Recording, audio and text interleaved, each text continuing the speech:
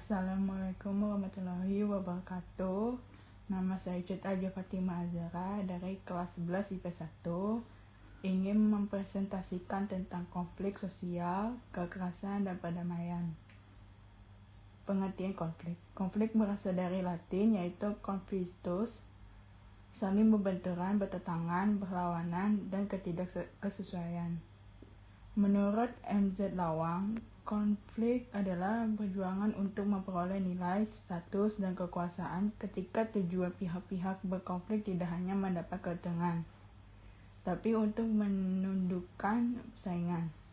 Sementara Sujono Sukanto mengungkapkan pendapatnya bahwa konflik yaitu suatu proses sosial orang per orang atau kelompok manusia yang berusaha memenuhi tujuannya dengan jalan menentang pihak lawan yang disertai dengan ancaman atau kekerasan. Penambah konflik yaitu perbedaan kebudayaan, perbedaan individu, perbedaan ideologi, perbedaan kepentingan, dan perubahan nilai-nilai sosial. Dampak konflik. Dampak positif dari konflik itu sendiri adalah memperjelas aspek-aspek kehidupan, adanya penyesuaian kembali norma-norma nilai, serta hubungan sosial dalam kelompok. Jalan mengurangi ketegangan antar individu atau kelompok.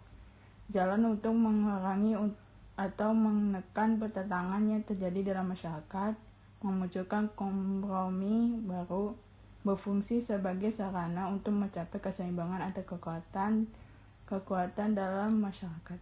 Dampak negatifnya itu letaknya persatuan kelompok, hancurnya harta benda dan jatuhnya korban manusia, berubahnya sikap dan kepribadian individu yang mengarah pada hal yang negatif, serta munculnya dominasi kelompok yang menang terhadap kelompok yang salah.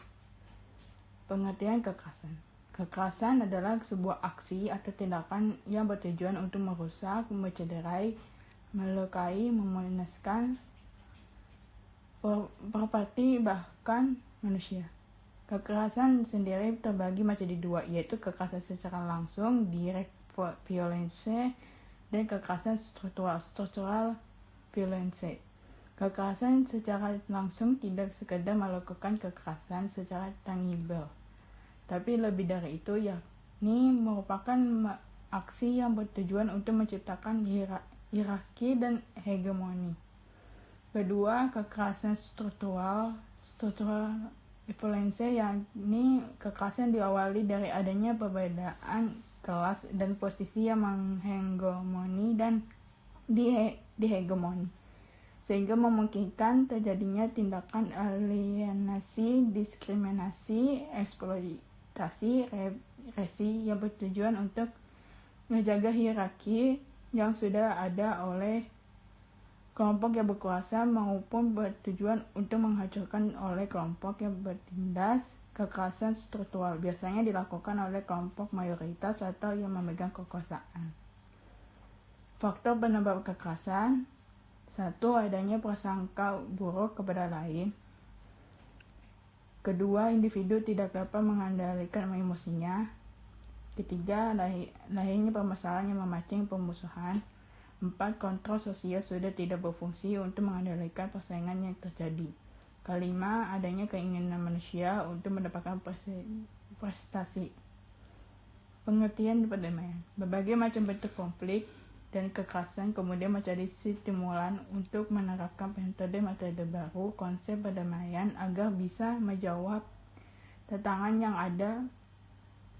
Perdamaian adalah sebuah istilah atau kata untuk menebus suatu kondisi adanya harmoni, keamanan, tidak terjadi perang, serasi, dan adanya saling pengertian.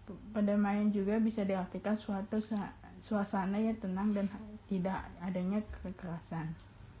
Damai merupakan situasi yang di dalamnya terdapat keadaan yang aman dan tentram, kelegaan, sukacita, persahabatan, persekutuan, kerukunan, senang, dan sebagainya yang dianggap baik dan indah dalam hidup manusia, bahwa semua manusia ingin hidup di dalamnya.